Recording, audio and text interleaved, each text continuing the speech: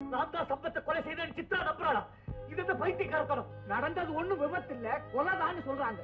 உனக்கு சம்பத்துக்கு பெரிய விரோதம் இருந்துச்சு, அதனால திட்டமிட்டு நீ கொலை செஞ்சியா? ஐயோ இல்லப்பா இல்ல. சித்ராவை ஏமாத்துறதுக்காக நானும் சம்பத்து விரோதி மாதிரி நடிச்சோம். அந்த சமயத்துல விபத்து நடந்தோடனே நான் தான் கொலை செய்திருப்பேன் நினைச்சிருக்கா போல இருக்கு. அதெல்லாம் தப்புன்னு நான் போய் சொல்லிட்டு அவசரப்படாதப்பா அவசரப்படாதப்பா. விபத்துல உனக்கு சாதாரணமான அடி, ஆனா சம்பத்து போயிட்டான். சித்ரா கண்ணையே இழந்துட்டான். இந்த நிலையில உன்னை பார்த்தா என்ன நடக்கும்னு யோசனை பண்ணி பாருப்பா. ஐயோ ஐயோ, தன் உயிருக்குயிரான அண்ணனையும் கண்ணையும் இழந்து நிக்கிற சித்ராவுக்கு நான் ஆறுதல் சொல்லணும்ப்பா, நான் ஆறுதல் சொல்றேன். பிரபாகர் அவ கண்ணை இழந்ததோட இருக்கட்டும், உயிரை இழக்க வேண்டாம். உன்னை அவ பார்த்தான்னா நிச்சயம் தற்கொலை பண்ணிக்குவாடா. அதுக்குத்தான் உன்னை போக வேண்டாம்னு சொல்றப்பா. சித்ரா வாழ்நாள் முழுவதும் சம்பத்தை நான் விரோதத்தினாலதான் கொலை செய்துட்டேன் நம்பிட்டு இருப்பாளே. விளையாட்டு புத்தினால நீ சம்பத்தும் விரோதி மாதிரி நடிச்சு அவளை நம்ப வச்சுட்டீங்க. அப்படியெல்லாம் ஒண்ணும் இல்லைன்னு எப்படா நீ நிரூபிக்க போற? அதை நான் நிரூபிக்கிற வரைக்கும் என் வாழ்க்கையில எனக்கு நிம்மதியே கிடைக்காதுப்பா. அதைத்தாண்டா நானும் சொல்றேன். நிம்மதிங்கிற வார்த்தைக்கே சித்ராவுக்கு அர்த்தம் மறந்து போச்சுடா. கடைசியா சொல்றேன், நீ அவளை போய் பார்த்த அப்புறம் அவளை யாருமே பார்க்க முடியாது. சொல்றத சொல்லிட்டேன், அப்புறம் உன் இஷ்டம்.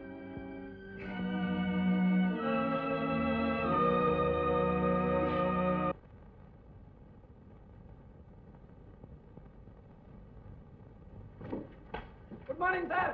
அடடே வாப்பா கிரி, சௌக்கியமா? ஆமா, உன் பத்திரிக்கை தொழில் எப்படி இருக்கு? அந்த தொழிலே விட்டேன் சார். இப்ப என்ன தொழில் பண்ணிட்டு இருக்க? ஒரு சினிமா ஸ்டாருக்கு ஹஸ்பண்டா இருக்கேன். அதையே தொழிலா வச்சுக்கிட்டியோ? அதுவும் நல்ல தொழில் தான் சார். இவதான் என் ஒய்ஃப், சினிமா நடிகை கிரிஜா. யாரான இயாளு? என்னது ஈயாளு எறும்பாளு? அது இல்ல சார், அவன் மலபார்ல இருந்து வந்து தமிழ் படத்துல நடிச்சுட்டு இருக்கா. இந்த அம்மா சினிமாவில என்ன வேஷம் போடுறாங்க? எந்த வேஷமா இருந்தாலும் விட மாட்டாளே.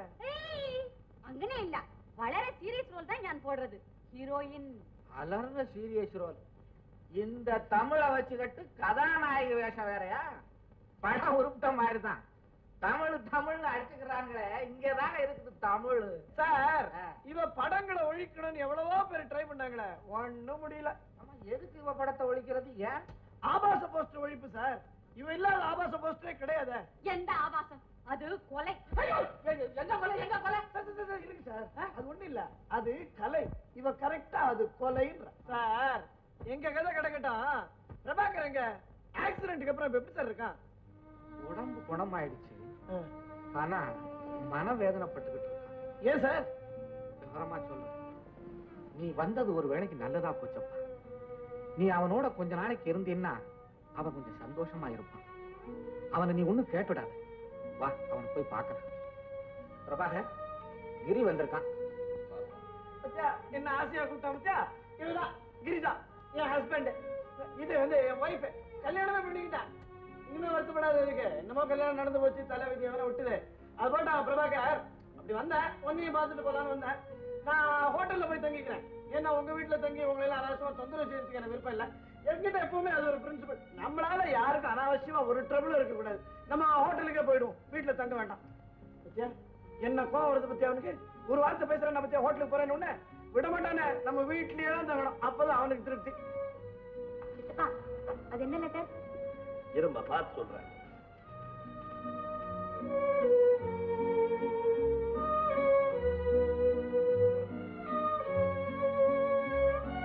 வெளிநாட்டுல இருந்து என் ஃப்ரெண்ட் ஒருத்தன் எழுதிருக்கான், படிச்சு பாரு. உங்கள் மகன் சம்பத்தின் கல்யாணத்தில் கலந்து கொள்ள முடியாமல் போய்விட்டது. மன்னிக்கும். அவனுக்கு பூரண ஆயுளை சந்தோஷமான மன வாழ்க்கையும் அளிக்குமாறு எல்லாம் வல்ல இறைவனை வேண்டுகிறேன். முட்டாள், எப்ப என்ன எழுதுறதுன்னு கூட தெரியல. அவனை நொந்துகிட்டு என்னமா பிரயோஜனம்? இங்க நடந்ததெல்லாம் அவருக்கு தெரியுமா என்ன? ஏமா, நான் ஏதோ பாவம் செய்திருக்கேம்மா. அதனாலதான் இந்த பாவ ஜென்மத்தை பார்க்க வேண்டாம்னு என் மகளுடைய கண்ணையே பறிச்சுட்டான். போங்க சித்தப்பா, உங்களுக்கு வர வர பைத்தியம் பிடிச்சிட்டு வருது. சித்ராக்கு ஒரு கல்யாணத்தை செஞ்சு வைங்க, எல்லாம் சரியாயிடும். அம்மா, அவளுக்கு ஒரு கல்யாணம் செய்து பார்க்கணும் தாமா நான் ஆசைப்படுறேன். ஆனா அவ சம்மதிக்க வேண்டாமா? சித்ரா என்ன சொல்றா சித்தப்பா? அவகிட்ட நான் எப்படி கல்யாண பேச்சு ஆரம்பிக்க முடியும்? நானே கல்யாணம் செய்துக்கிற முடிவுக்கு வந்துட்டேன்ப்பா. ஆமாப்பா, நான் ஏன் கன்னியாவே இருக்கணும்? எதுக்காக என் வாழ்க்கையை ஒரு சோக கதையா மாத்திக்கணும்? யாருக்காக என் எதிர்காலத்தை சூன்யமாக்கிக்கணும்? நான் வாழ விரும்புறப்பா. அதனால கல்யாணம் செய்துக்கிற முடிவுக்கு வந்துட்டேன்.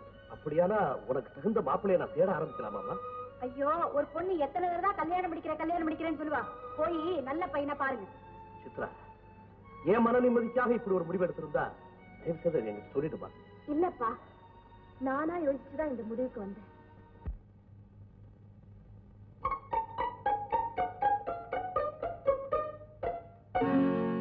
அப்பா, சேலத்துல இருக்கிற கண்ணாஸ்பத்திரி பெரிய டாக்டர் சுந்தரத்துக்கிட்ட நான் அசிஸ்டண்டா போகலான்னு முடிவு பண்ணிருக்கேன். எங்க காலேஜ் ப்ரொஃபசர் சுந்தரத்தை எனக்கு இன்ட்ரோடியூஸ் பண்ணி சிபாரிசு லெட்டர் கொடுத்திருக்காரு. நானும் ஏதாவது செய்தாதான் என் மனசுக்கு நிம்மதியா இருக்கும். இப்ப டாக்டர் சுந்தரத்தை பார்க்க தான் நான் போறேன்.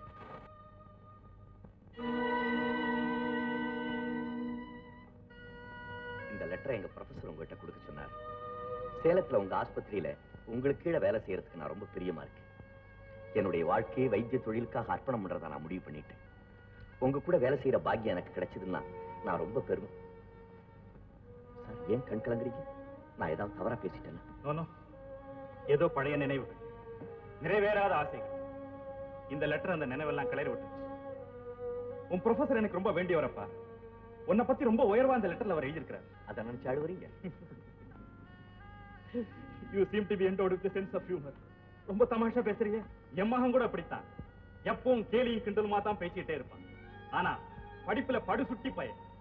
MBBS பரீட்சையில ஸ்டேட்லயே ஃபர்ஸ்ட் ரேங்க்ல பாஸ் பண்ண. இப்ப ஒரு டாக்டரா இருக்கற? No. He is no more. MBBS result வந்த உடனே சில ஃப்ரெண்ட்ஸ்களோட பிக்னிக் போனான். படகு கவிழ்ந்து அந்த விபத்துல அவன் மட்டும் இறந்து போயிட்டான். இப்போ 4 வருஷம் ஆகும். I'm sorry. மனசுல எவ்வளவு பெரிய பாரத்தை தாங்கிட்டு இருக்கீங்க. இது தெரியாம நான் ஏதோ தமாஷ் பண்ணிட்டேன். நோ, பரவாயில்லப்பா, பரவாயில்ல. இப்படி பேசுறதா எனக்கு பிடிக்கும். உன் பேச்சை கேட்கும் போதெல்லாம் என் மகனுடைய ஞாபகம் தான் எனக்கு வருது. ஏன் சார், உங்க மகன் என்ன மாதிரியே இருப்பாரா? நோ, உன்ன மாதிரி இருக்க மாட்டான். என்னை விட அழகா இருப்பாரா? You are really very interesting. I like you very much, my boy. My பாய்னு அடிக்கடி சொல்றீங்க. என்ன உங்க மகன் மாதிரி நினைச்சுக்க கூடாதா சார்? எஸ். உன்னை சேலத்துல என்னுடைய ஹாஸ்பிட்டலுக்கு வேலைக்கு எடுத்துக்கிறேன். என் மகனை என்னோட பெரிய டாக்டர் ஆக்கணும்னு கனவு கண்டுட்டு இருந்தேன். ஆனா இப்போ உன்னையே என்னுடைய மகனா நினைச்சு எனக்கு தெரிஞ்சதெல்லாம் உனக்கு சொல்லி கொடுக்கிறேன். I will make you a better doctor than myself. Thank you very much, sir. எங்க அப்பா கிட்ட சொல்லிட்டு உங்க கூட ஊருக்கு புறப்படுறேன். சரி பாபு. I'm sorry சார், என் பேரு பாபு இல்ல, பிரபாகர். என்ன? பிரபாகர். பிரபாகர்? அது என்ன கர்ப்பரு?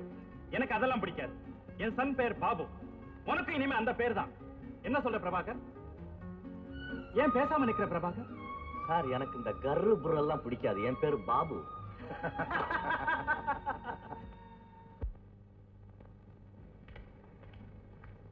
Good morning doctor. வாங்க மிஸ்டர் மதுரகோபால், உட்காருங்க. Thank you. சித்ரா வாய்ஸ் வருஷம் தானே வரலையா? வந்திருக்கிறா, வெளியே வெயிட் பண்ணிட்டு இருக்கா. பாபு, அங்க ஒரு பொண்ணு இருக்கும், அழைச்சிட்டு வா. இந்த டாக்டர் யாரு? புதுசா இருக்குதே. பேர் பாபு, ரொம்ப திறமைசாலி. என் மக மாதிரியே இருப்பான்.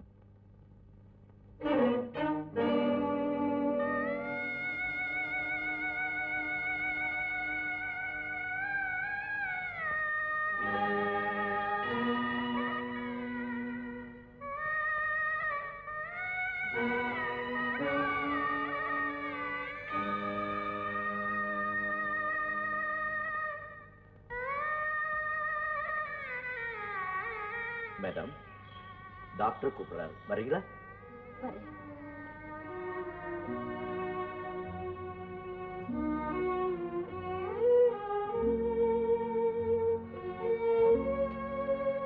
வாமா சித்ரா. பாபு, இவர்தான் மிஸ்டர் மதன கோபால். சார், அவருடைய பொண்ணு சித்ரா. இவர்தான் டாக்டர் பாபு. வணக்கம். வணக்கங்க. பாபு, ஒரு மோட்டார் விபத்துல சித்ரானுடைய கண் பார்வை போயிட்டு. விபத்திலே டாக்டர், வேணும்னே செய்யப்பட்ட சதி.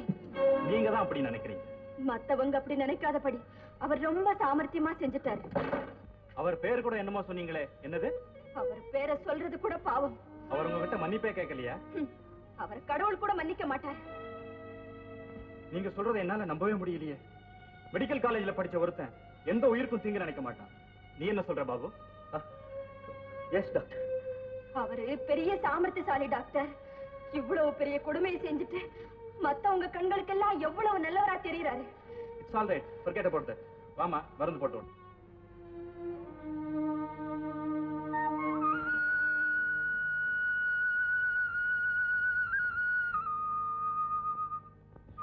மிஸ்டர் பாபு, டாக்டர் சுந்தரமும் மத்தவங்கள அதை விபத்துன்னு நம்பலாம். ஆனா அது ஒரு திட்டமிட்டு செய்யப்பட்ட கொலைன்னு எனக்கு சித்ராவுக்கு தான் தெரியும்.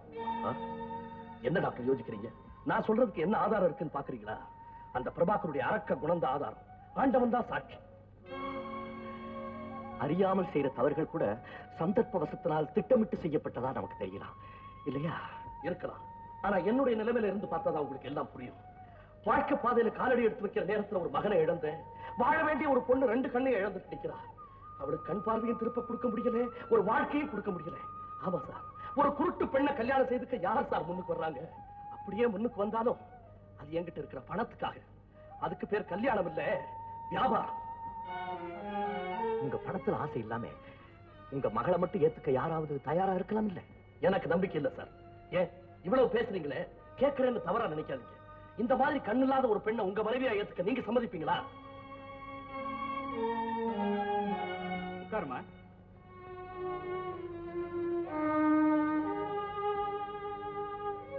டாக்டர், இப்ப ஏதாவது இம்ப்ரூவ்மெண்ட் தெரியுதா? அவசரப்படாதீங்க. Let us wait and see. இப்ப நீங்க போலாம். சித்ரா, புறப்படுமா.